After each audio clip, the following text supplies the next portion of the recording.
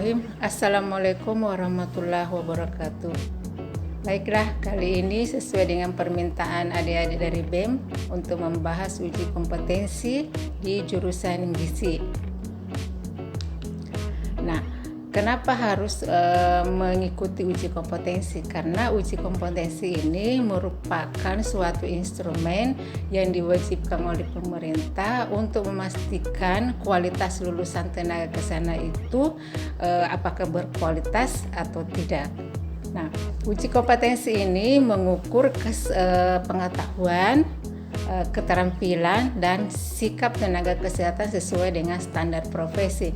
Jadi di dalam soal itu, walaupun kita melihat itu soal ya, tetapi di dalam soal itu di samping tadi itu pengetahuan, ada yang harus dilihat itu keterampilan seorang ahli gizi seperti apa dan bagaimana sikap seorang ahli gizi nanti di saat dia sudah bekerja, apakah sesuai profesi atau tidak ya.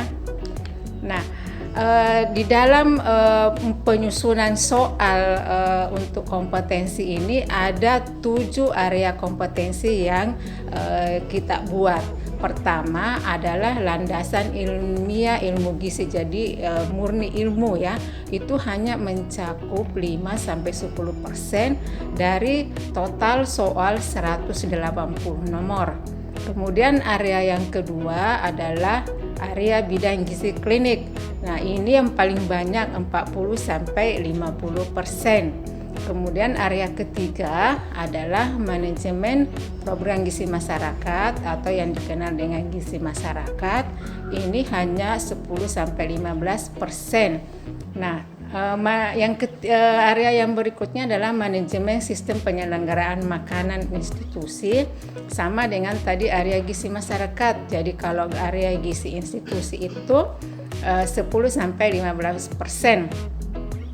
Kemudian area kompetensi yang kelima adalah menyangkut etika moral dan profesional gizi. Nah, itu 5-10%. Area keenam adalah komunikasi efektif, bagaimana berkomunikasi nanti di masyarakat. Kemudian ada penelitian terapan. Nah, itu masing-masing 5-10% dari 180 soal yang dibuat nanti. Nah, dari 7 area kompetensi itu kita bagi menjadi 3 area kompetensi besar, yaitu kompetensi gizi klinik yang paling banyak tadi itu sampai 50%. Kemudian yang kedua adalah area kompetensi gizi masyarakat dan gizi institusi. Jadi 3 kompetensi ini. Nah, 3 kompetensi ini kalau dipelajari mencakup 7 area tadi itu ya, mulai dari landasan ilmu gizi sampai dengan penelitian terapan. Kemudian kita lihat bahwa di jurusan gizi itu baru 2 kali mengikuti ujian kompetensi, yaitu tahun 2018. Di situ yang lulus hanya 74%. Nah, harusnya kita akan lulus 100%. Maka sebelum kemarin mengikuti periode kedua tahun 2019, kita usahakan sedemikian rupa supaya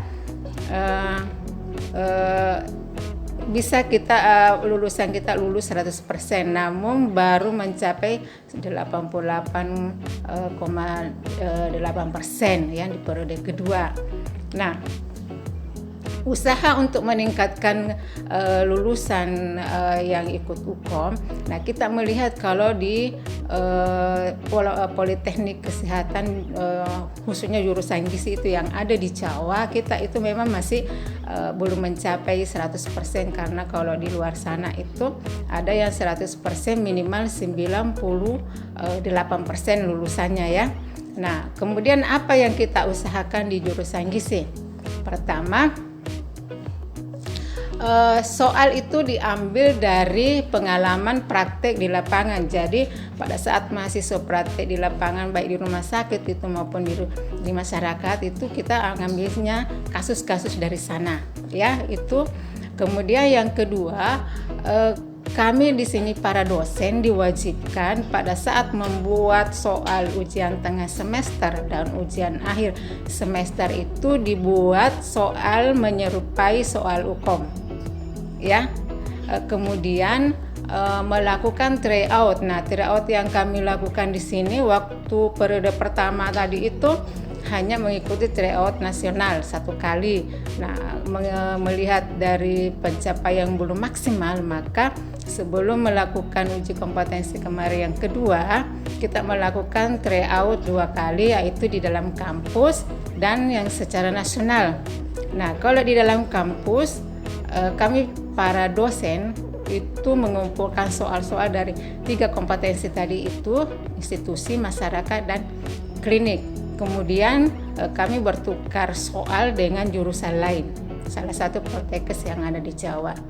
Nah, kemudian kita lakukan tryout di dalam kampus. Setelah melakukan tryout di dalam kampus, kita memanggil lagi mahasiswa calon peserta UKOM. Kita bahas soal-soal tadi itu berdasarkan 3 kompetensi. Jadi dibagi 3 kelompok, ada area gizi klinik, ada area gizi masyarakat, dan ada area gizi institusi. Kemudian kami para dosen membuka waktu siapa saja mahasiswa yang ingin bertanya. Kemudian yang kedua tadi itu mengikuti tryout secara nasional. Nah, kemudian dari usaha-usaha yang itu tadi, makanya kemarin itu kita sudah naik menjadi 88% lebih ya, walaupun itu belum mencapai 100%. Nah, kami di sini juga sekarang sedang mengusahakan soal-soal itu kami buat dalam bentuk soal seperti UKOM, dan selalu selain membuat soal-soal, kami juga para tim dosen itu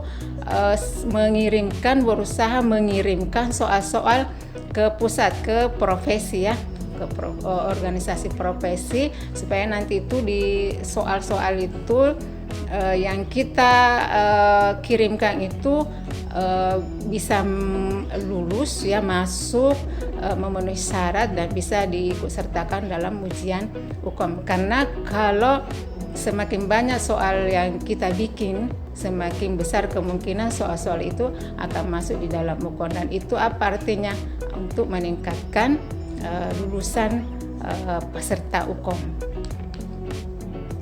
Ada 5 contoh soal di sini, yaitu saya ambil ada gizi klinik, gizi institusi, dan gizi masyarakat. Ya, di sini ada contohnya.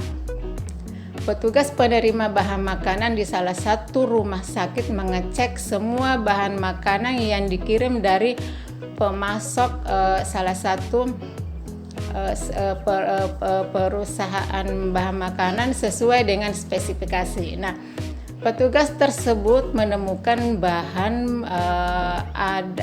bahwa ada bahan makanan yang dikirim dari pemasok tidak sesuai dengan spesifikasi yang telah disepakati bersama. Nah, pertanyaannya, apakah yang paling tepat? Jadi kuncinya di sini, apakah yang paling tepat? Karena semua jawaban bisa dipilih, tapi apakah yang paling tepat? Nah, kalau berbicara tentang apakah yang paling tepat, berarti kita harus mengetahui syarat-syarat yang harus diketahui pada saat penerimaan bahan makanan. Ya, dari jawabannya di situ adalah menolak bahan makanan yang tidak sesuai, dan memang itu sudah prinsip. Walaupun itu bahan makanannya cuma 1 butir telur yang tidak sesuai dengan spesifikasi, itu harus ditolak ya.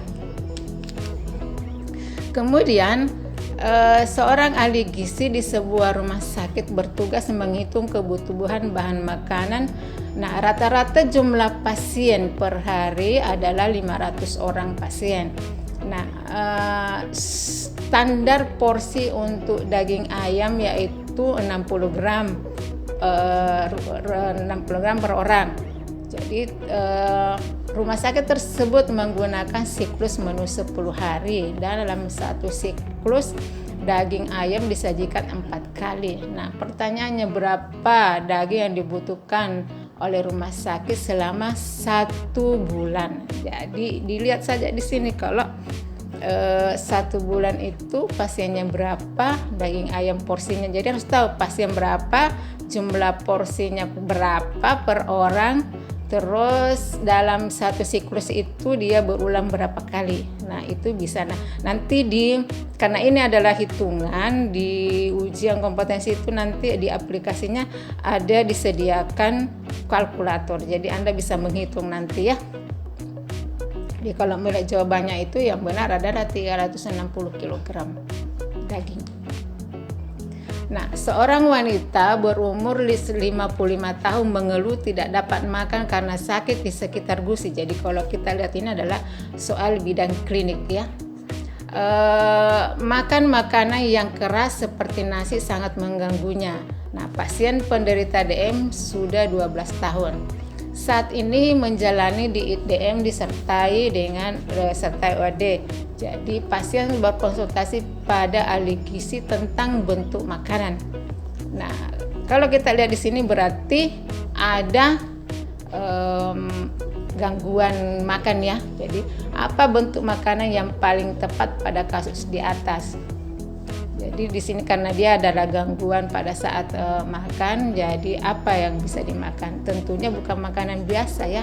Berarti di situ yang paling tepat adalah bentuk makanan lunak.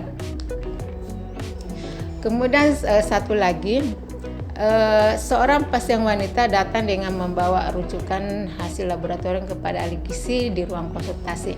Ahli gizi melakukan anamnesa dengan tujuan pengumpulan data mulai dari data antropometri, biokimia, klinik, diet serta sosial ekonomi pasien. Nah, apakah langkah yang paling tepat dilakukan ahli gizi pada kasus pada metode NCP? Jadi kalau berbicara metode NCP harus kita ketahui apa-apa saja itu dalam metode NCP. Ya, jadi di situ jawabannya apa? Nutrition assessment. Nah, untuk soal masyarakat. Nah, hasil survei pemantauan status gizi tahun 2017 diketahui bahwa prevalensi stunting di Sulawesi Selatan sebesar 34,8%. Nah, seorang peneliti ingin mengetahui asupan energi protein pada anak stunting. Nah, apakah metode yang paling tepat? Jadi kuncinya, apakah metode yang paling tepat pada kasus di atas? Karena kalau kita melihat food weighing juga bisa melihat berapa banyak asupan kita. Food recall juga seperti itu, food recall, kemudian dietary history dan food frequency, semuanya itu melihat konsumsi makanan. Tapi kita harus tahu yang metode yang paling tepat untuk melihat asupan ya, asupan energi adalah food recall. Nah, saya kira itu yang dari kami dari jurusan gizi. Terima kasih, semoga bermanfaat. Wassalamualaikum warahmatullahi wabarakatuh.